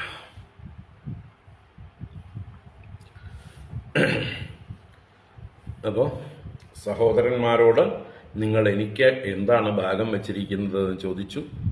തിരിച്ച് സഹോദരന്മാർ പറഞ്ഞു, തവ പിതരം ഭജാമ, നിനക്ക് പിതാവിനെ ഞങ്ങൾ ഭാഗിച്ചു വെച്ചിട്ടുണ്ട്. ഉടനെ തന്നെ അച്ഛനോട് ചെന്നു. അച്ഛനോട് പറയണം, ത്വാം മമ ആര്യാഹ തത അഭാങ്ഷുഹു. അവിടെ തഥ എന്നുള്ളത് അച്ഛനെ സംബോധന ചെയ്യാണ്. ഹേ താതാ എന്ന് തന്നെയാണ്. തഥ എന്ന് പറഞ്ഞാലും താതാ എന്ന് പറഞ്ഞാലും ഒന്ന് തന്നെ. അപ്പൊ ഹേ തത് ത്വാം മമ ആര്യാഹ, അല്ലെങ്കിൽ ആര്യാഹ മമ അഭാങ്ഷുഹു. ഇവിടെ ആര്യാഹ എന്നുള്ളത് കൊണ്ട് ജ്യേഷ്ഠാഹ എന്നർത്ഥം. ആര്യ ശബ്ദത്തിന് സംസ്കൃതത്തിലുള്ള പ്രധാന അർത്ഥം ശ്രേഷ്ഠന്മാർ, ജ്യേഷ്ഠന്മാർ എന്ന് തന്നെയാണ്. അല്ലാതെ ഏതെങ്കിലും രാജ്യത്തുനിന്ന് വന്നവർ എന്നുള്ള ഒരു അർത്ഥം സംസ്കൃത ഭാഷയിൽ ഉണ്ടായിരുന്നില്ല. നമ്മുടെ എന്താ പറയുക, വിദേശികൾ ഉണ്ടാക്കി കൂട്ടിയതാണ്. മാക്സ് മുള്ളറും അതുപോലെയുള്ള ആളുകളൊക്കെ കൽപ്പിച്ച വിവരക്കേടുകളാണ്. ആര്യന്മാരെന്ന് പറഞ്ഞാൽ വേറെ ഏതോ രാജ്യത്തുനിന്ന് വന്നവർ, ജർമ്മനിയിൽ നിന്നും മറ്റുമൊക്കെ വന്നവരാണെന്ന് വരുത്തി തീർക്കാൻ വേണ്ടിയിട്ട്, നമ്മുടെ ഉള്ളിലെ അടിമത്തം കുത്തി നിറയ്ക്കാൻ വേണ്ടി, നമ്മുടെ സംസ്കാരത്തെ ഇല്ലാതാക്കാൻ വേണ്ടി ചില പ്രയോഗങ്ങൾ ചെയ്തതാണ്. അല്ലാതെ ആര്യൻ എന്നുള്ളത് നമ്മുടെ പ്രാചീന ഭാഷയാണ്. നമ്മുടെ ഇടയിൽ ജ്യേഷ്ഠന്മാരെ, ശ്രേഷ്ഠന്മാരെ, ഗുരുക്കന്മാരെ, പിതാവിനെ ഒക്കെ സൂചിപ്പിക്കുന്ന പദമാണ് ആര്യൻ. ഭാര്യ ഭർത്താവിനെ ആര്യപുത്ര എന്ന് വിളിക്കുന്നു. ഇതൊക്കെ പ്രാചീനമായിട്ടുള്ളതാണ്. ആ ഭാര്യപുത്ര എന്ന് പറഞ്ഞാൽ എവിടെയോ ജനിച്ച ഏതോ ആര്യന്റെ പുത്ര എന്നാണോ അർത്ഥം? അവിടെ ശ്രേഷ്ഠനായ പിതാവിന്റെ പുത്ര എന്ന് തന്നെയാണ് അർത്ഥം. നല്ല വംശത്തിൽ ജനിച്ചവനെ, ശ്രേഷ്ഠനായിട്ടുള്ളവനെ എന്നൊക്കെ അർത്ഥത്തിലാണ് സംബോധന. അപ്പൊ ഇവിടെ ആര്യാഹ എന്ന് പ്രയോഗിക്കുന്നുണ്ട്. ആര്? നമ്മുടെ കവി. ആര്യാഹ ജ്യേഷ്ഠാഹ മമ ഭ്രാതരഹ. അവര് എന്ത് ചെയ്തു? ഹേ തഥാ, അല്ലയോ പിതാവേ, ത്വാം മമ അഭാങ്ഷുഹു, ത്വാം അങ്ങയെ, മമ എനിക്ക്, അഭാങ്ഷുഹു, അഭാങ്ഷുഹു ഭഞ്ചിച്ചു തന്നു, വിഭജിച്ചു തന്നു, എനിക്കായിട്ട് ഭാഗം തന്നത് അങ്ങയെയാണ്. ഒരു ആര്യാഹ എന്നുള്ളത് ബഹുവചനമായതുകൊണ്ട് ബഹുവചന ക്രിയാരൂപമാണ് അഭാങ്ഷുഹു എന്നുള്ളത്. അപ്പൊ അവരെനിക്ക് അച്ഛനെയാണ് വിഭജിച്ചു തന്ന അച്ഛ എന്ന് അച്ഛനോട് എന്ന് പറഞ്ഞു. അപ്പൊ അച്ഛൻ എന്ത് പറഞ്ഞു? മാ പുത്രക തത് ആദൃത. അച്ഛൻ മറുപടി പറഞ്ഞത് ഇങ്ങനെയാണ്, ഹേ പുത്രക, മോനെ, വാത്സല്യത്തോടെ ആ മകനോട് പറയണേ, മോനെ, തത് മാ ആദൃതാഹ, നീ അതിനെ അംഗീകരിക്കേണ്ട ആവശ്യമില്ല, അത് ശരിയല്ല, അത് ന്യായമല്ല, അല്ലെങ്കിൽ അത് അവര് നിന്നെ കളിയാക്കിയതാണ്, അതിനെ നീ കാര്യമാക്കണ്ട എന്നൊക്കെ അർത്ഥത്തില് മാ ആദൃതാഹ, ത്വം ആദൃതാഹ എന്നുള്ളതാണ് ആദൃതാഹ എന്നുള്ള ക്രിയ.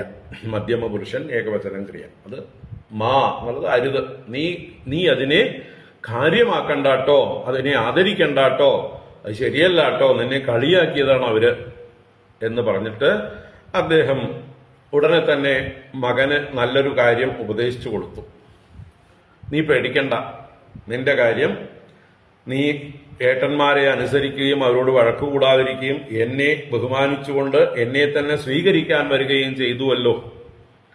നീ നല്ലവനാണ്, അതുകൊണ്ട് നിനക്കൊരിക്കലും ഗതികേടുണ്ടാവില്ല, നിനക്ക് നല്ലത് വരും, ഞാനൊരു വഴി പറഞ്ഞു തരാം എന്ന് പറഞ്ഞുകൊണ്ട് ഒരു ഒരു ഉപദേശം കൊടുക്കുകയാണ്, അല്ലെങ്കിൽ ഒരു മാർഗം പറഞ്ഞു കൊടുക്കുകയാണ്. ഇമേ അങ്കിരസത്രം ആസതേദ്യ സുമേധസഃ ഷഷ്ഠം ഷഷ്ഠമുപേത്യാഹ കവേ മുഹ്യന്തി കർമ്മണി. ഇമേ അങ്കിരസത്രം ആസതേദ്യ സുമേധസഃ ഷഷ്ഠം ഷഷ്ഠമുപേത്യാഹ കവേ മുഹ്യന്തി കർമ്മണി. കവേ എന്നുള്ളത് മകനെ വിളിക്കുന്ന പേരാണ്. ഹേ കവേ, കവി എന്നുള്ള മകനെ കവേ എന്ന് വിളിച്ചു.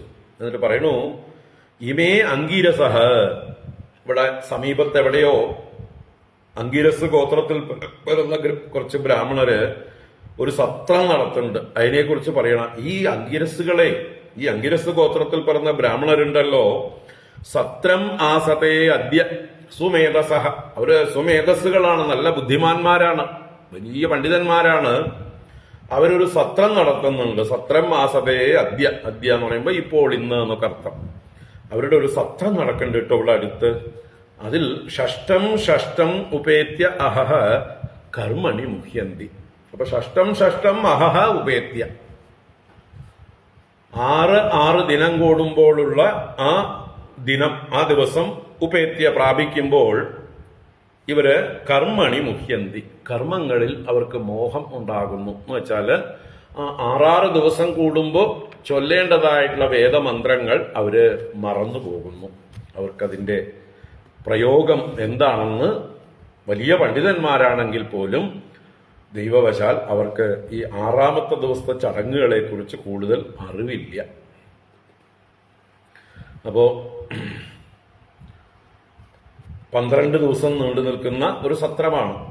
അതിൽ 6ാം ദിവസവും 12ാം ദിവസവും, അതാണ് 6 ദിവസം എന്ന് പറഞ്ഞത്. ആ 6ാം ദിവസവും 12ാം ദിവസവും ഏതേത് മന്ത്രങ്ങൾ ഉച്ചരിച്ചുകൊണ്ടാണോ കർമ്മം ചെയ്യേണ്ടത് അത് അവർക്ക് അറിയാതെ ആവുന്നു. അപ്പോ നീ എന്ത് ചെയ്യണം? താംസ്ത്വം സംശയ സൂക്തേ ദ്വേ വൈശ്വദേവേ മഹാത്മനഃ തേ സ്വർയന്തോ ധനം സത്ര പരിശേഷിതമാത്മനഃ.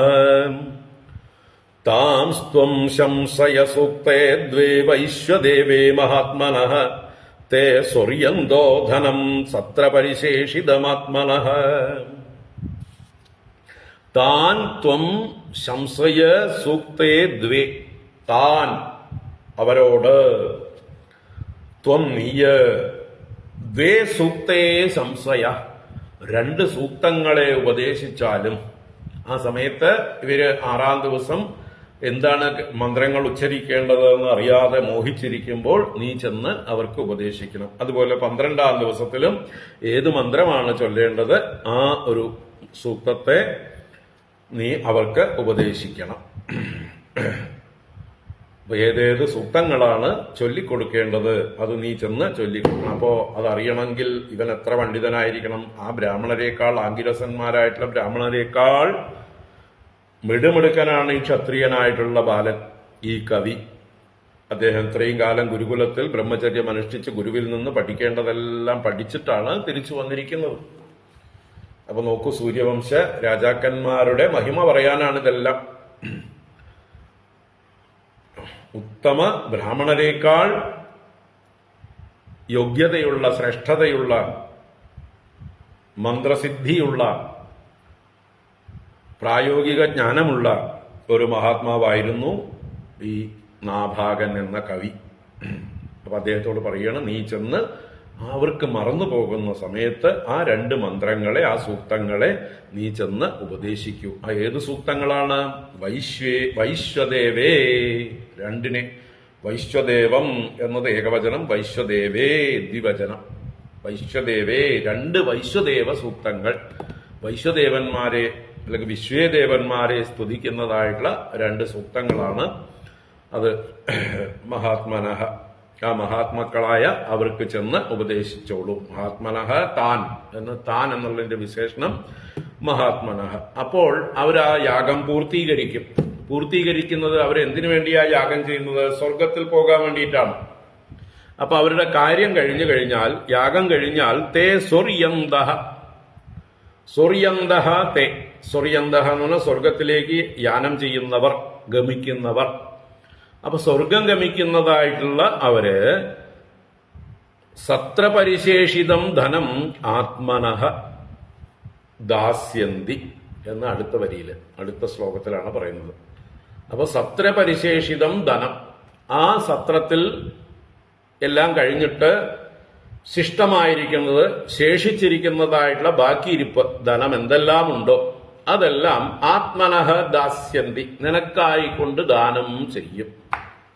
അടുത്ത ശ്ലോകത്തിലാണ് ദാസ്യന്യത തതോ ഗച്ഛ തദാ സകൃതവാൻ യദാ തസ്മൈ ദത്വാ യയുഃ സ്വർഗം തേ സത്ര പരിശേഷിതം.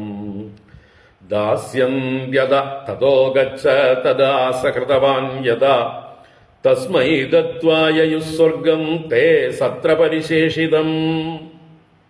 അപ്പൊ ഇതിലെ ദാസ്യന്തി അത എന്നുള്ളത് പൂർവ്വ ശ്ലോകത്തിലേക്ക് അന്വയിക്കാനുള്ള പദങ്ങളാണ്. അത തേ ദാസ്യന്തി, അനന്തരം അവർ നിനക്ക് നൽകും. എന്ത് നൽകും? ആത്മനഃ ധനം, നിനക്ക് ധനം നൽകും. ഏത് ധനം? സത്രപരിശേഷിതം, സത്രത്തിൽ ശേഷിച്ചതായിട്ടുള്ള ധനം നിനക്കുള്ളതാണ്, നീ അത് സ്വീകരിച്ചോളൂട്ടോ, നീ ദരിദ്രനായിരിക്കില്ല, ധാരാളം ധനം ഉണ്ടാവും എന്ന് പറഞ്ഞ് അച്ഛൻ മകനെ അനുഗ്രഹിച്ചു.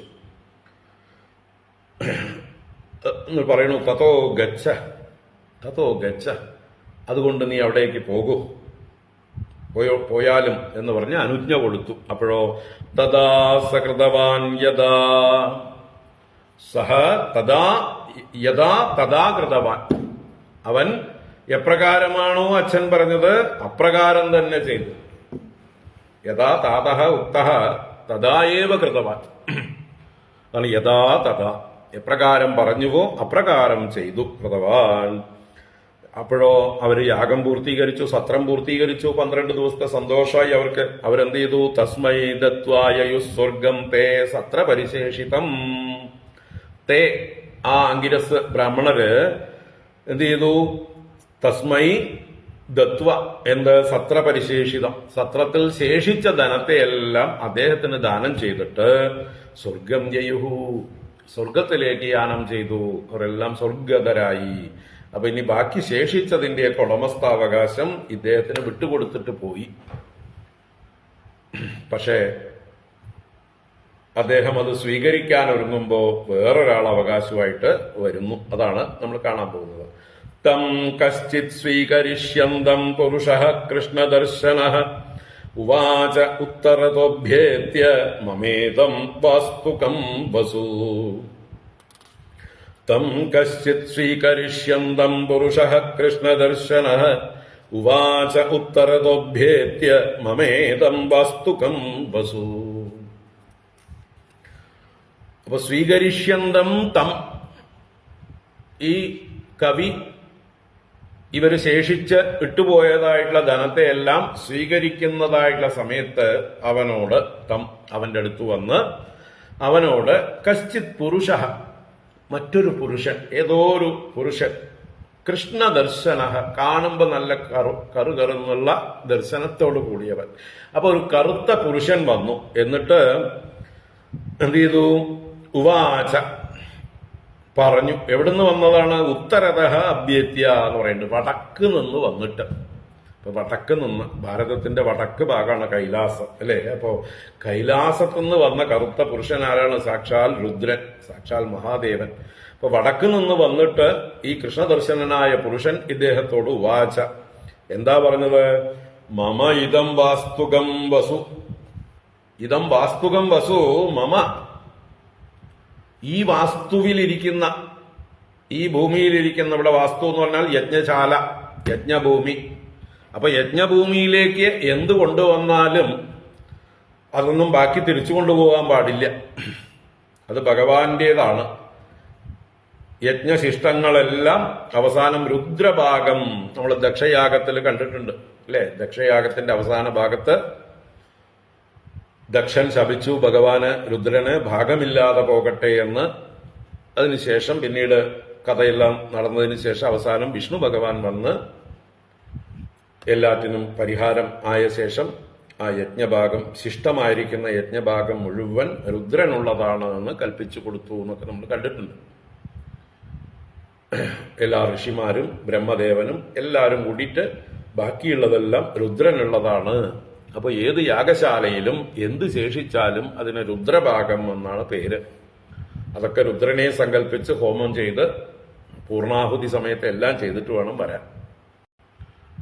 ഒന്നും തിരിച്ചു കൊണ്ടുവരാൻ പാടുള്ളതല്ല. അപ്പൊ ഇവിടെ ഇദ്ദേഹം വന്ന് പറയണ വാസ്തുകം വസു ഇതം മമ. ഈ വാസ്തുവിലിരിക്കുന്ന യജ്ഞശാലയിലിരിക്കുന്ന എല്ലാ വസുവും, വസു ധനം, അത് എന്റേതാണ്, ഞാനാണ് ഇതിന്റെ അവകാശി, യഥാർത്ഥ അവകാശി, എനിക്ക് നേരത്തെ തന്നെ പതിച്ചു തന്നിട്ടുള്ളതാണ് ഈ അവകാശം എന്ന് മറ്റൊരാൾ വന്ന് ക്ലെയിം ചെയ്തു. അദ്ദേഹം അത് വിസ്തരിക്കുന്നു. മമേതം ഋഷിഭിർദത്തം ഇതി തർഹി സ്മ മാനവഃ സ്യാന്നൗ തേ പിതരി പ്രശ്നഃ പൃഷ്ടവാൻ പിതരം തഥാ. മമേതം ഋഷിഭിർദത്തം ഇതി തർഹി സ്മ മാനവഃ സ്യാന്നൗ തേ പിതരി പ്രശ്നഃ പൃഷ്ടവാൻ പിതരം തഥാ.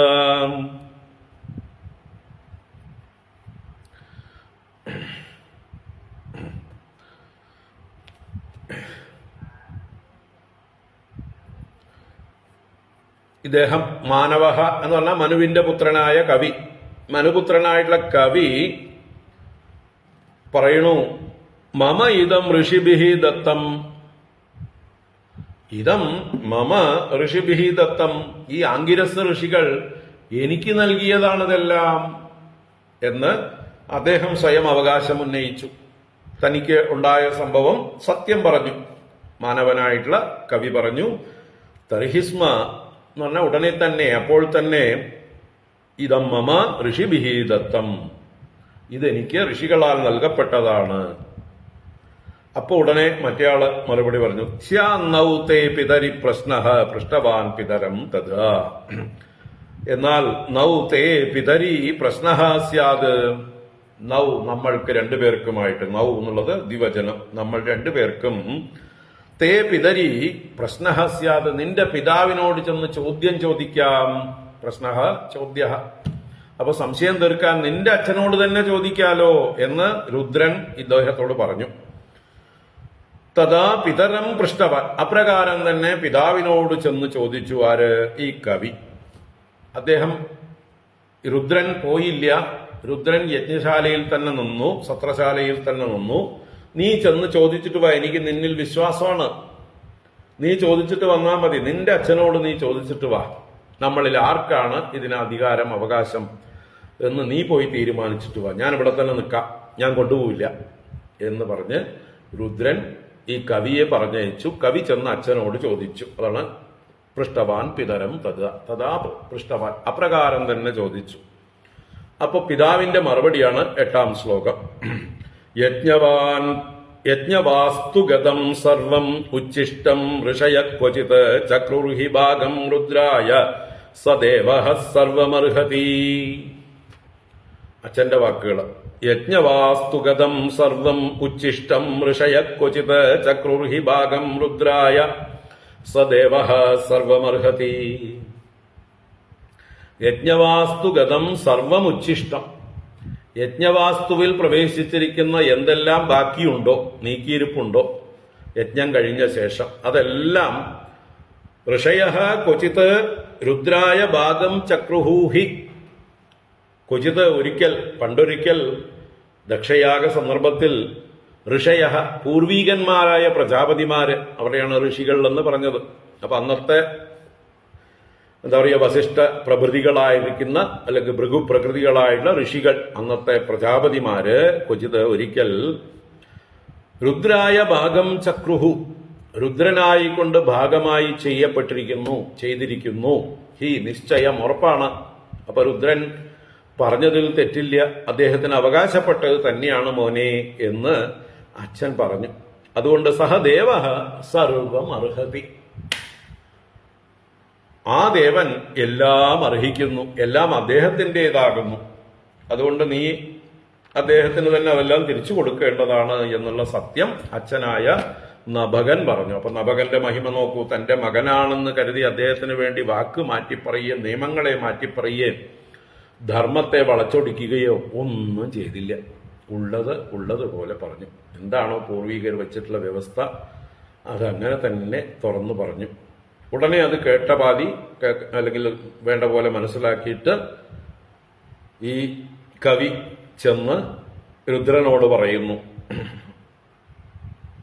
നാഭാഗസ്തം പ്രണമ്യാഹ തവേശ കില വാസ്തുകം ഇത്യാഹ മേ പിതാ ബ്രഹ്മൻ ശിരസാ ത്വാം പ്രസാദയേ. നാഭാഗസ്തം പ്രണമ്യാഹ തവേശ കില വാസ്തുകം ഇത്യാഹ മേ പിതാ ബ്രഹ്മൻ ശിരസാ ത്വാം പ്രസാദയേ. നാഭാഗഃ തം പ്രണമ്യ ആഹ. നാഭാഗൻ അവനെ പ്രണമിച്ചിട്ട്, ആരെ? മഹാദേവനെ, രുദ്രനെ വന്ന് നമസ്കരിച്ചു. തന്റെ തെറ്റ് മനസ്സിലാക്കി രുദ്രന്റെ ഭാഗം തന്നെയാണെന്നുള്ളത് സത്യം പറയാനായിക്കൊണ്ട് ക്ഷമാപണത്തോടെ വന്ന് നമസ്കരിച്ചു. അതാണ് നാഭാഗഃ തം പ്രണമ്യ ആഹ പറഞ്ഞു. എന്താ പറഞ്ഞത്? തവ ഈശ കില വാസ്തുകം. ഹേ ഈശ, അല്ലയോ ഈശ മഹാദേവ, വാസ്തുകം തവ കില, ഈ വാസ്തുവിലിരിക്കുന്ന സംഗതികളൊക്കെ അങ്ങയുടേതാണത്രേ. അറിയാതെ എനിക്ക് അബദ്ധം പറ്റിയതാണ് കേട്ടോ എന്ന് ആ ഒരു എന്താ പറയുക, തന്റെ തെറ്റിനെ അദ്ദേഹം എടുത്തു പറഞ്ഞു, ക്ഷമാപണം ചെയ്യുകയാണ്. ഹേ ഈശ, വാസ്തുകം തവ കില, ഈ വാസ്തുവിലുള്ളതെല്ലാം അങ്ങയുടേതാകുന്നു. ഇത്യാഹമേ പിതാ ബ്രഹ്മൻ, അല്ലയോ ബ്രഹ്മൻ, ബ്രഹ്മജ്ഞാനിയായിരിക്കുന്ന അല്ലെങ്കിൽ ബ്രഹ്മസ്വരൂപിയായിരിക്കുന്ന ഭഗവാനെ, മേ പിതാ ഇതിയാഹ, എന്റെ പിതാവ് ഇങ്ങനെ പറഞ്ഞു. അപ്പൊ എന്റെ അച്ഛൻ പറഞ്ഞത് ഇതാണ്. അപ്പൊ അച്ഛനും സത്യം പറഞ്ഞു, മകനും സത്യം പറഞ്ഞു. അതുകൊണ്ട് ശിരസാ ത്വാം പ്രസാദയെ, ഞാനിതാ ശിരസ്സുകൊണ്ട് നമസ്കരിച്ചുകൊണ്ട് അങ്ങയെ പ്രസാദിപ്പിക്കുന്നു, അങ്ങയോട് ക്ഷമാപണം ചെയ്യുന്നു എന്നർത്ഥം. എന്നോട് പൊറുക്കണം, അവിവേകം അല്ലെങ്കിൽ അറിവില്ലായ്മ കൊണ്ട് ഞാനിത് എന്റെ ആണെന്ന് അങ്ങയോട് അവകാശം പറഞ്ഞു. ഇപ്പോ അച്ഛനോട് ചെന്ന് ചോദിച്ചപ്പോൾ അച്ഛൻ ഉള്ളത് പറഞ്ഞു, അത് രുദ്രഭാഗമാണ് എന്ന് പറഞ്ഞു. അത് അങ്ങ് സ്വീകരിച്ചാലും എനിക്കതില് താല്പര്യമില്ല, ഞാൻ അങ്ങയോട് ക്ഷമാപണം ചെയ്യുന്നു എന്ന് പറഞ്ഞ് നമസ്കരിച്ചു. അപ്പൊ എത്ര നിഷ്കളങ്കനാണ്, എത്ര ധർമ്മനിഷ്ഠനാണ്, സത്യസന്ധനാണ്. ഈ ഒന്നുമില്ലായ്മയിലും എല്ലാവരും തന്നെ പരീക്ഷിക്കുമ്പോഴും മനസ്സ് വിടാതെ ധർമ്മത്തെ മുറുക്കെ പിടിച്ചുകൊണ്ടുള്ള ആ നാഭാഗന്റെ അല്ലെങ്കിൽ കവിയുടെ പ്രവൃത്തിയാണ് ഇവിടെ നമ്മൾ സൂക്ഷ്മമായിട്ട് നിരീക്ഷിക്കേണ്ടത്. ഇതൊക്കെയായിരുന്നു നമ്മുടെയൊക്കെ പൂർവീകര്, അല്ലേ? നമ്മുടെയൊക്കെ പൂർവീകരുതായിരുന്നു. നമ്മളെവിടെയൊക്കെയാണ് ലൂപ്പ് ഹോൾസ് ഉള്ളത്? ഈ പറഞ്ഞതിനെയൊക്കെ എങ്ങനെയൊക്കെ വളച്ചൊടിക്കാൻ പറ്റും, എന്തൊക്കെ ന്യായം കണ്ടെത്താൻ പറ്റും, എന്നിട്ട് എല്ലാം വെട്ടിപ്പിടിക്കാൻ പറ്റും. ഇതാണ് ഇന്നത്തെ തലമുറയുടെ ചിന്ത. നമ്മളെന്ന് പറഞ്ഞാൽ നമ്മളല്ലാട്ടോ, നമ്മളൊന്നും പെടില്ല. നമ്മളൊക്കെ ഇത്തിരി പഴയ തലമുറയാണല്ലോ.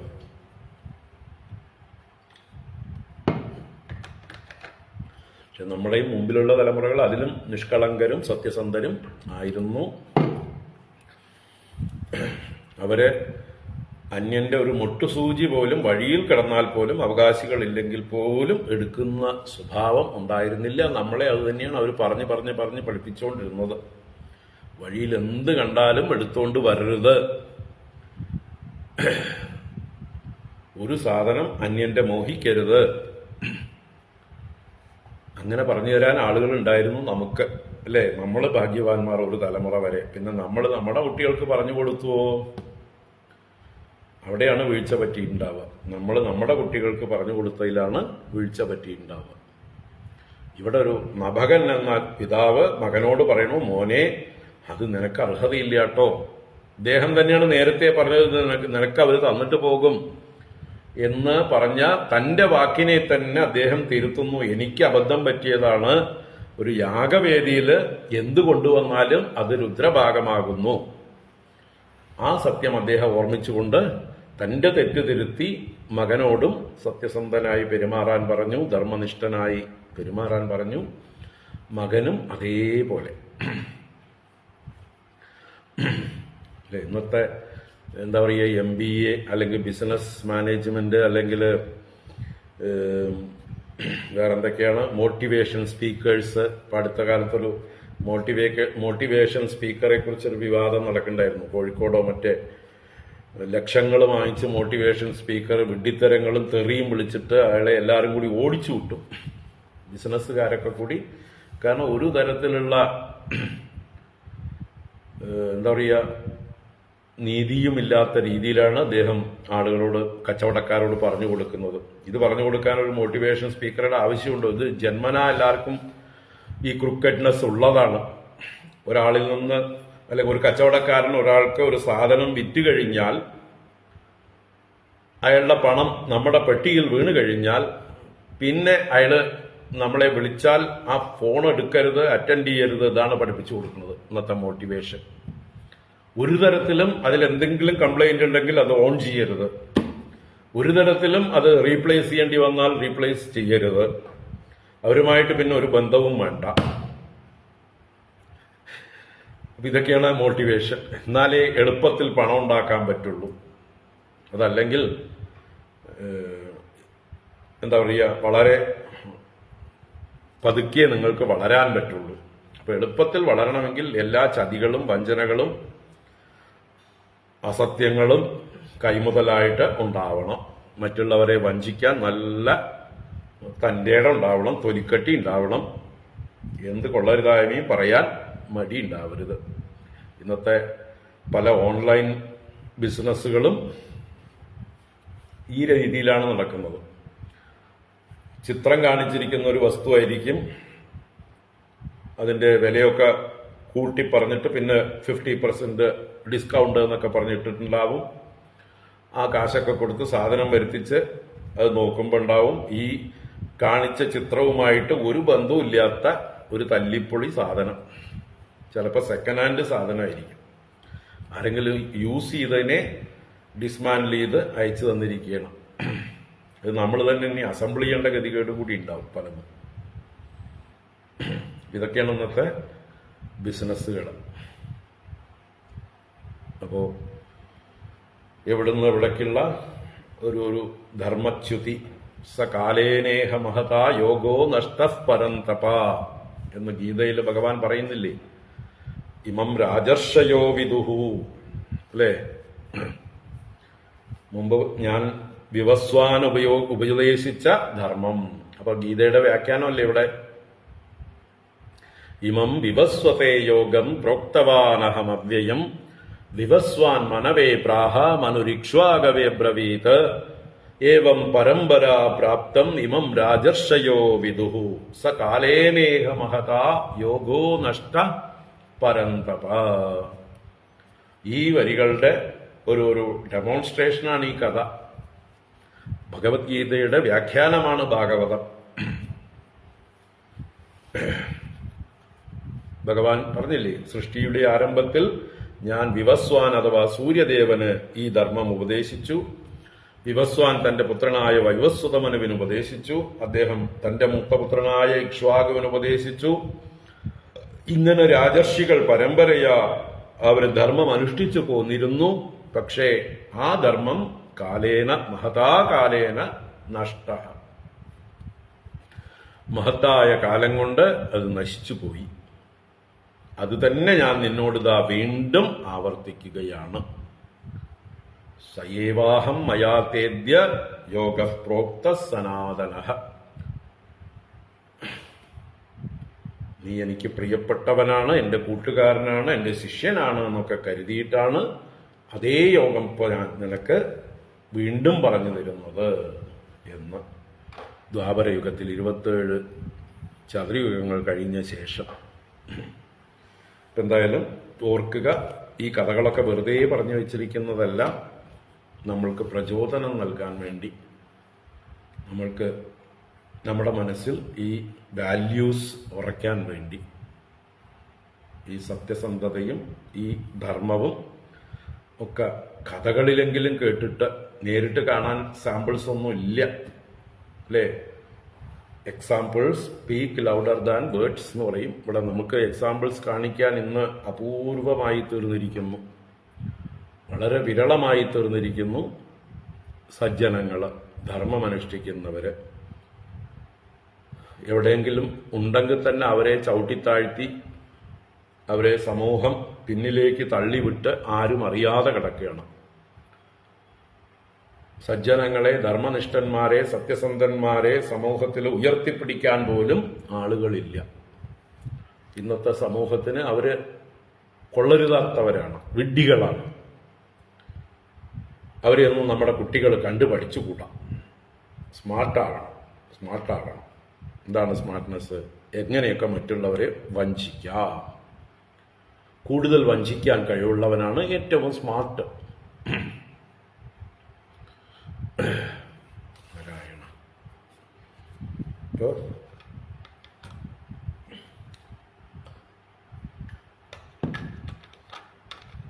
അപ്പോ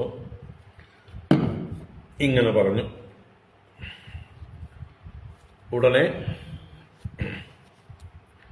രുദ്രൻ പ്രസാദിച്ചു. രുദ്രൻ എന്ത് ചെയ്തു?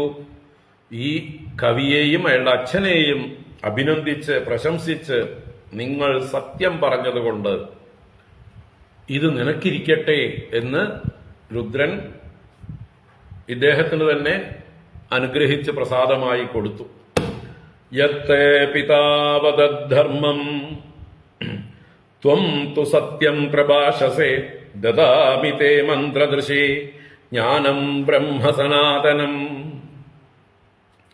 യത്തേ പിതാ അവദദ്ധർമ്മം ത്വം തു സത്യം പ്രഭാഷസേ ദദാമി തേ മന്ത്രദൃശേ ജ്ഞാനം ബ്രഹ്മ സനാതനം.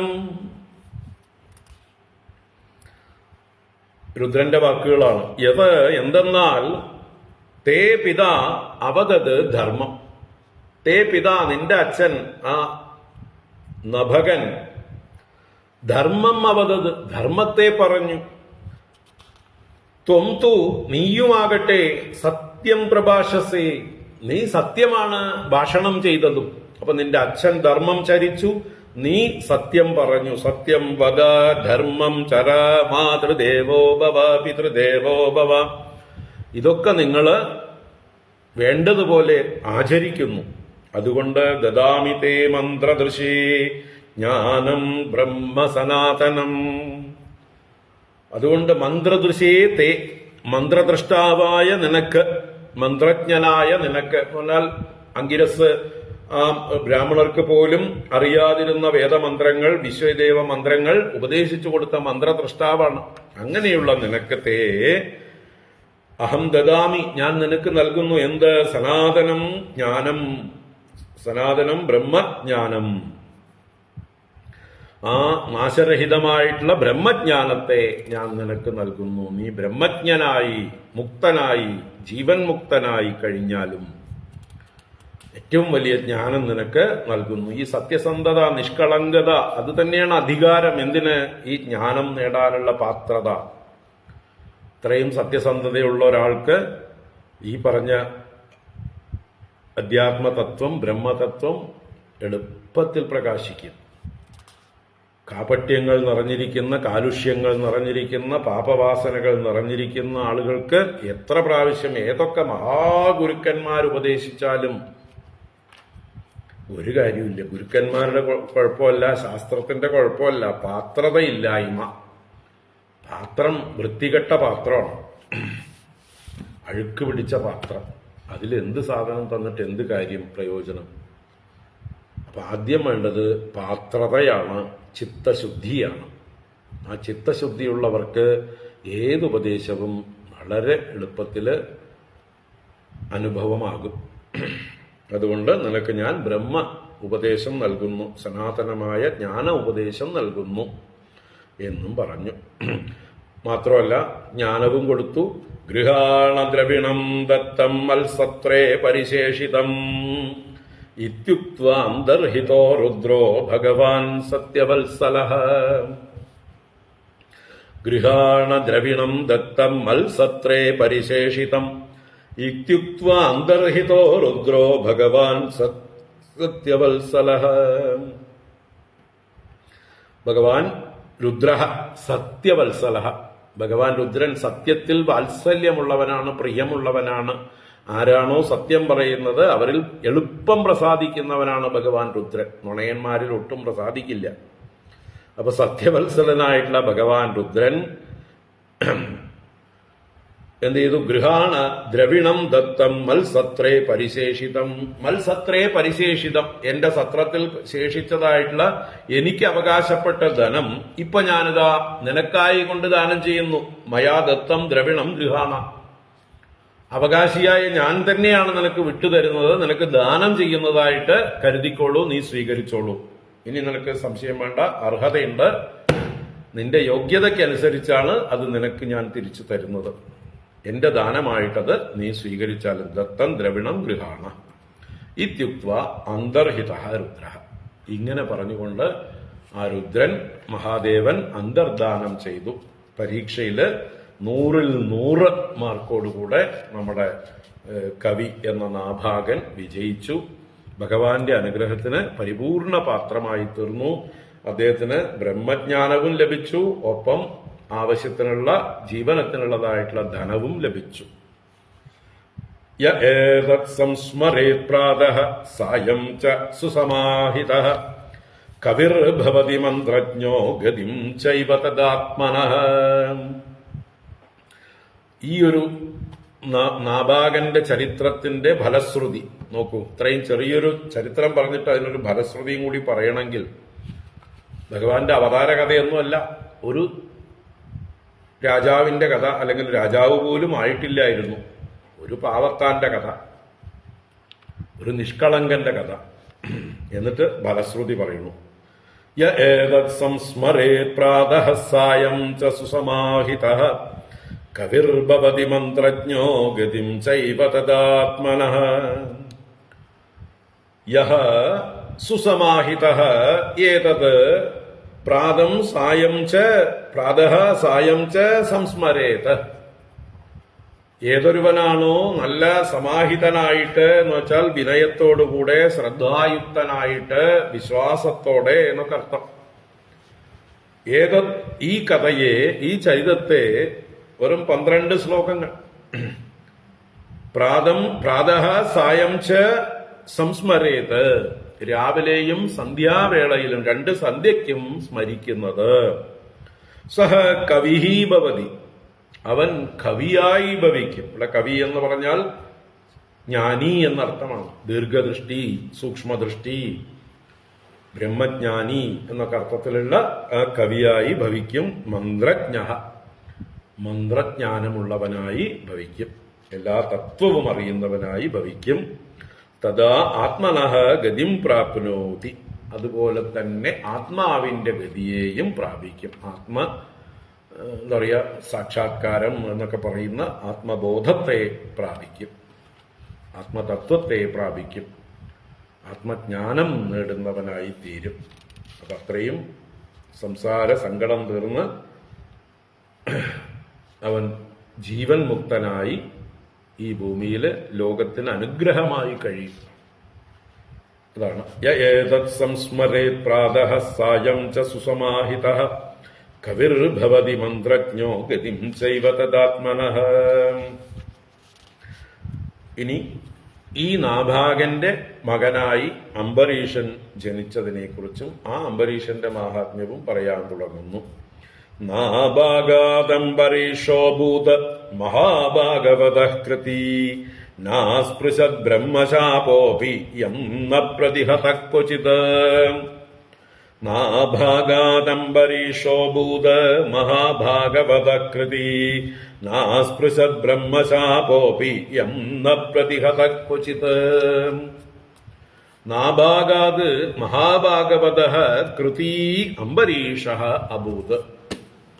നാഭാഗനിൽ നിന്ന്, അഥവാ കവിയിൽ നിന്ന്, മഹാഭാഗവതൻ, ഭാഗവതോത്തമനായിരിക്കുന്ന, കൃതി എന്ന് പറഞ്ഞാൽ ചെയ്യേണ്ടതെല്ലാം ചെയ്തു കഴിഞ്ഞവൻ, എല്ലാം നേടിക്കഴിഞ്ഞവൻ, വിദ്വാൻ എന്നൊക്കെ അർത്ഥം, കൃതകൃത്യനായിരിക്കുന്ന അംബരീഷഃ അഭൂത്, അംബരീഷൻ എന്ന മഹാത്മാവ് ഭവിച്ചു.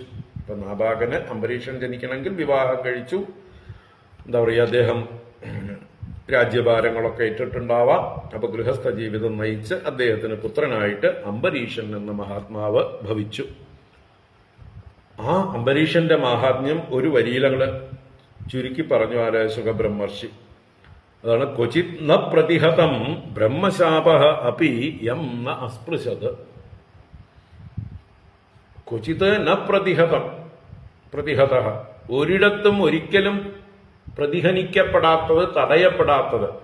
ബ്രാഹ്മണശാപം എന്ന് പറഞ്ഞാൽ പ്രതിവിധിയില്ലാത്തതാണ്, ബ്രഹ്മാസ്ത്രമാണ്. ഇന്ദ്രന്റെ വജ്രായുധത്തേക്കാൾ പ്രഹരശേഷിയുള്ളതാണ്. അങ്ങനെയുള്ള ബ്രാഹ്മണശാപം, ബ്രഹ്മദണ്ഡം, ആർക്കും തടയാൻ പറ്റാത്തത്, പ്രതിഹനിക്കാനാവാത്തത്.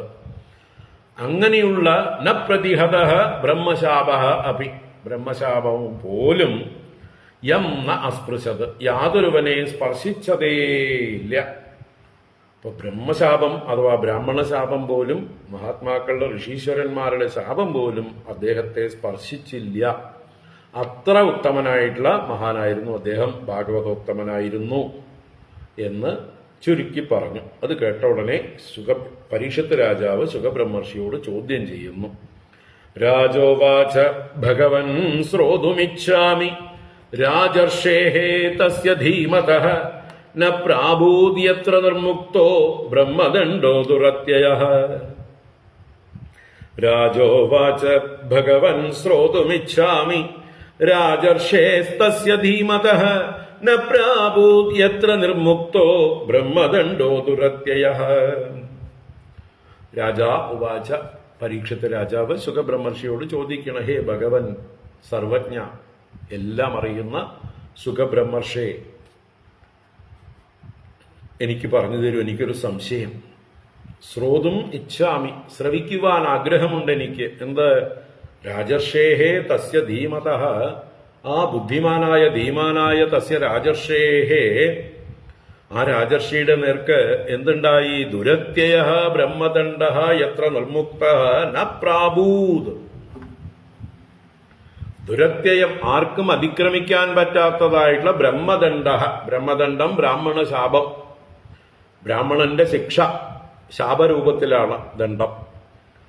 അപ്പൊ എത്ര നിർമുക്ത, യാതൊരുവനിൽ നിർമുക്തമായി പ്രയോഗിക്കപ്പെട്ടു. ആരുടെ നേർക്ക് പ്രയോഗിക്കപ്പെട്ടതായിട്ടുള്ള ബ്രഹ്മദണ്ഡം ന പ്രാഭൂത്, ന പ്രാഭൂത് എന്ന് പറഞ്ഞാൽ പ്രഭാവമില്ലാതെയായി. അതിന് പ്രഭാവമില്ല, അതിന് പ്രഭാവം കാണിക്കാൻ പറ്റിയില്ല, അതിനൊന്നും ചെയ്യാൻ പറ്റിയില്ല. അങ്ങനെയുള്ള ആ ബുദ്ധിമാനായ തസ്യ രാജർഷേഹേ ചരിതം ശ്രോതും ഇച്ഛാമി, അദ്ദേഹത്തിന്റെ ചരിത്രം ഞാൻ കേൾക്കാൻ ആഗ്രഹിക്കുന്നു എന്ന് പരീക്ഷത്ത് രാജാവ് സുഖബ്രഹ്മർഷിയോട് അപേക്ഷിച്ചു.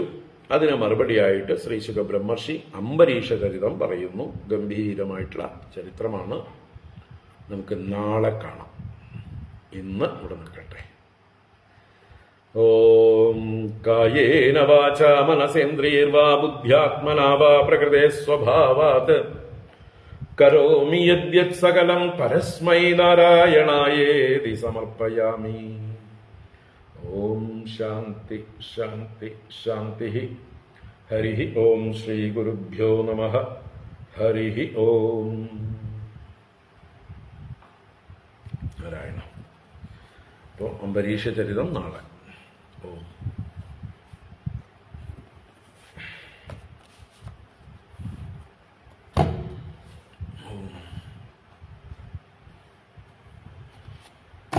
ഹരി ഓം. എല്ലാവർക്കും ശുഭദിനം.